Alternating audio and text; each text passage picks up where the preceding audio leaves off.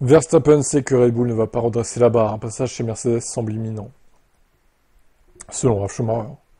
Je pense que Silverstone a montré à Max que Red Bull n'allait pas y arriver, malgré tous les efforts. En fin de compte, il s'agit de sa carrière, pas de loyauté. Si Mercedes lui montre qu'ils font tout pour l'avoir, il changera de crèmerie. Le vieux de 50 ans allemand, j'aime bien le vieux de 50 ans allemand, pointe également du doigt les relations actuelles sur le terrain où Mercedes est en train de perdre face à l'équipe cliente McLaren.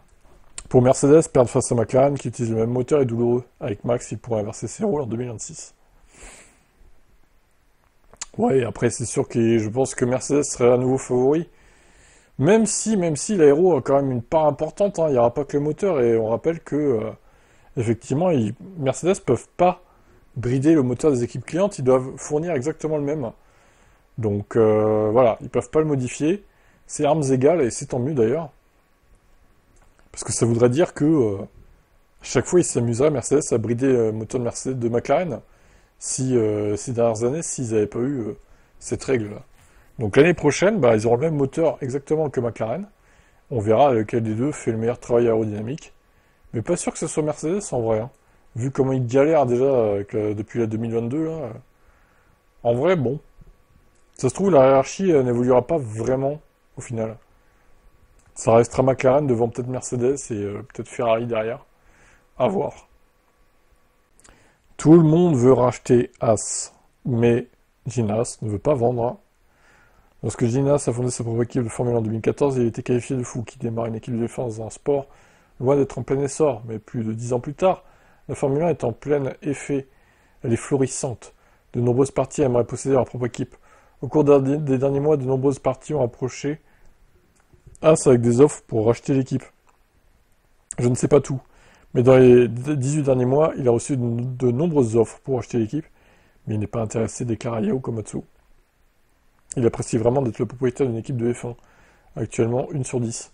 À partir de la prochaine, ce sera 1 sur 11. C'est une position tellement privilégiée. Il est arrivé à un moment où la F1 n'était pas comme ça. Il est resté avec nous pendant une période difficile aussi avec le Covid. Maintenant, il en profite.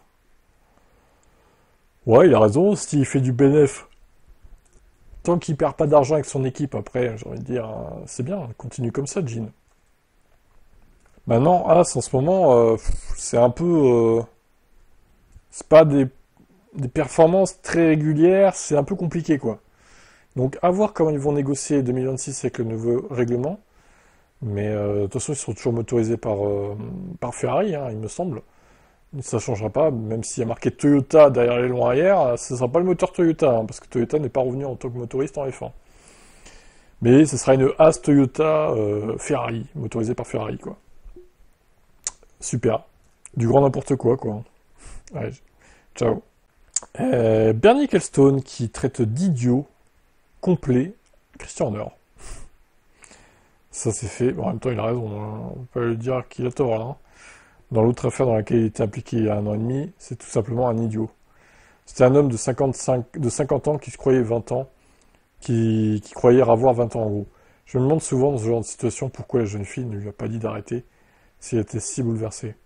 Ecclestone n'a donc pas hésité à adresser des mots durs envers Horner.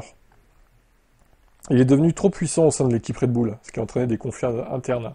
Il aurait probablement été préférable que Red Bull dise entrez, Christian, asseyez-vous, mais le fait est que certains pensent qu'il s'en tient impunément, qu'il se comporte non pas comme au Red Bull Ring, mais comme au Christian Horner Ring. Il s'en est tiré impunément sur beaucoup de points. Et tant qu'il y avait des résultats, on fermait les yeux. Sinon, certains se disent, eh bien, je pourrais faire mieux, Christian était le PDG. Si je suis le PDG d'une entreprise, je veux bien être aux commandes. Je veux faire tout ce que je pense être juste. Et si je me trompe, ils peuvent me virer, ils peuvent me dire, désolé, au revoir, vous avez fait des erreurs. En conclusion, Ecclestone a évalué le travail et la réalisation de Horner au cours de sa carrière Red Bull. Bon sang, qui d'autre a fait ce qu'il a fait en Formule 1? Rares sont les dirigeants qui peuvent tout faire, de l'ingénierie aux relations publiques. Il a dirigé l'entreprise comme il l'entendait. Christian a remporté de nombreux championnats, il avait l'habitude de gagner. Alors, ce n'est pas facile de ne pas gagner, et de savoir que ce n'est pas entièrement de sa faute. Ouais, mais encore une fois, quelle réelle plus-value il a apporté à Red Bull? Alors certes, oui, il a fait venir Newey. Mais en même temps, comme je disais dans les commentaires, Newey, il voulait déjà un autre défi en quittant McLaren à l'époque. Donc il s'est tourné vers Red Bull. Je pense pas que ça a été si compliqué que ça de faire venir à l'époque chez Red Bull, Newey. Il voulait un nouveau défi avec une jeune équipe. La faire monter, en fait. Donc l'équipe Red Bull était parfaite pour ça. Donc il est venu, voilà. Maintenant, moi je pense que beaucoup d'autres team managers auraient pu faire ce qu'a fait Horner. C'est pas exceptionnel ce qu'il a fait. Il a bien mené sa barque, mais c'est pas non plus les performances de fou quoi qu'il a fait. Enfin, je pense. On se souvient quand même que Red Bull, il y a eu des moments de creux aussi. Hein. Ça n'a pas été que des succès. Hein. Et surtout, il y a eu beaucoup de polémiques dans cette équipe, pour des raisons diverses et variées. Donc, bon débat. Christian Horner, il participera peut-être à rendre cette équipe moins toxique à l'avenir. Et c'est ce qu'il faut. Rendez-vous très important pour Kyalami en fin de mois de juillet. Alors, est-ce qu'ils vont réussir à faire un Grand Prix en Afrique avant qu'Hamilton parte à la retraite définitivement? Gayton Mackenzie, ministre des Sports, des Arts et de la Culture du gouvernement sud-africain. L'homme politique de 51 ans a abordé les derniers développements au Parlement du mardi 15 juillet, donc, en présentant l'allocation d'un plan de 6,3 milliards, donc ce qui fait, alors ça paraît énorme, hein, mais c'est 30 millions d'euros du coup, visant à promouvoir les talents locaux dans le domaine du sport, des arts et de la culture. Nous avons eu plusieurs réunions avec la direction de la F1. Une réunion cruciale aura lieu dans les 2 prochaines semaines. D'ici la fin du mois, Mackenzie et le responsable du circuit de Kyalami, qui serait le lieu choisi pour le Grand Prix, discuteront directement avec les dirigeants de la F1. Mais c'est pas tout, l'un des principaux enjeux de l'organisation d'un Grand Prix en Formule 1 est toujours financier. Il est clair que l'Afrique du Sud ne pourrait ne pas disposer des ressources financières nécessaires pour rivaliser avec d'autres candidats. Cependant, d'importants sponsors privés contribuent à la candidature de Kyalami pour un Grand Prix au championnat du monde. Selon le ministre des Entreprises comme Heineken MTN, la multinationale sud-africaine de téléphonie mobile, et MultiChoice, une plateforme de télévision par satellite, opérant en Afrique subsaharienne, ont exprimé leur soutien au projet de Grand Prix et pourraient s'impliquer. Ils seront présents avec nous à la réunion de la Formule 1 à la fin du mois. À ceux qui disent que le pays n'a pas les moyens d'accueillir la F1, je réponds qu'il ne peut pas se permettre de ne pas l'accueillir. Nous avons accueilli la meilleure Coupe du Monde de la FIFA. La meilleure, en Afrique du Sud, bon, avec les vuvuzelas et tout, je suis pas sûr que c'était la meilleure. À vous de me dire en commentaire, mais on a connu mieux. Celle de Russie était mieux, je trouve. Bien que, c'est pas parce que la France est gagnée que je dis ça, mais Afrique du Sud, hein, désolé, mais bof. Hein. Nous avons placé notre pays sur la carte des grands événements. Nous ne devrions pas regretter notre décision. Bon, pour 2027 peut-être. En vrai, ça serait bien que ça soit là-bas, parce que le circuit est déjà prêt, il est juste à l'homologuer pour la F1, faire 2-3 modifs par-ci par-là, et il n'y a pas tout un circuit à construire en fait.